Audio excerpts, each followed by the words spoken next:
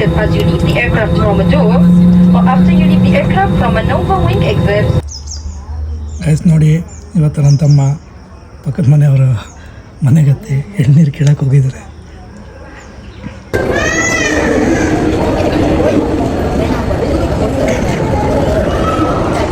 Finally 1 year ಆದಮೇಲೆ ನಾನು India ಹೋಗ್ತಾ ಇದ್ದೀನಿ.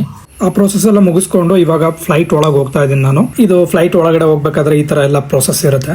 ಸೊ ಅಲ್ಲೇನು ನೋಡ್ತಿದ್ದೀರಾ, ಇದೇ ನಾನು ಟ್ರಾವೆಲ್ ಮಾಡ್ತಿರೋ ಫ್ಲೈಟು ಗಲ್ಫ್ ಏರ್. ಸೊ ಇಲ್ಲಿಂದ ಅಂದರೆ ಬ್ಯಾರಿನಿಂದ ಬ್ಯಾಂಗ್ಳೂರಿಗೆ.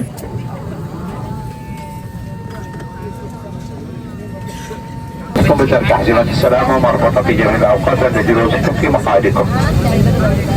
إذا دعت الحاجة إلى استعمال أكسجين طارئ فإنك Your life jacket should only be inflated as you leave the aircraft from a door or after you leave the aircraft from a nova wing exit.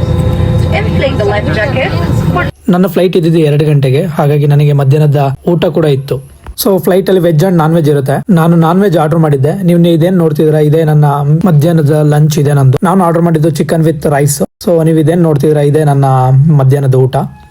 ನನ್ನ ಊಟ ಎಲ್ಲ ಮುಗಿಸ್ಕೊಂಡು finally ಒಂದು chocolate ನ ತಿನ್ಕೊಂಡು ಇದನ್ನ ತಿನ್ನೋದ್ರ ಮೂಲಕ ನನ್ನ ಮಧ್ಯಾಹ್ನದ ಲಂಚ್ ನ ಮುಗಿಸ್ಕೊಂಡೆ.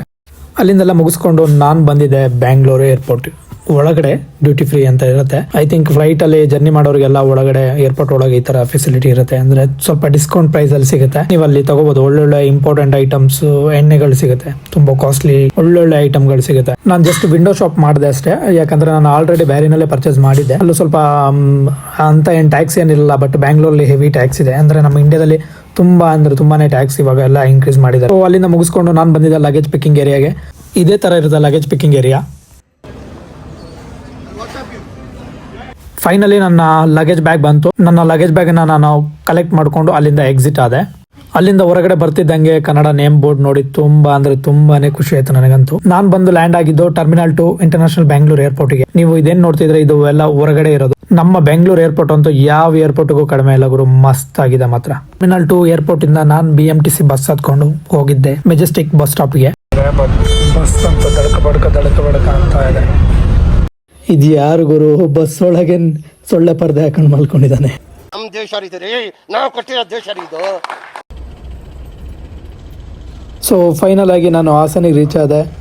ಮತ್ತೆ ಸಿಗುವ ನೆಕ್ಸ್ಟ್ ವಿಡಿಯೋದಲ್ಲಿ. ಟೇಕ್ ಕೇರ್, ಬಾಯ್.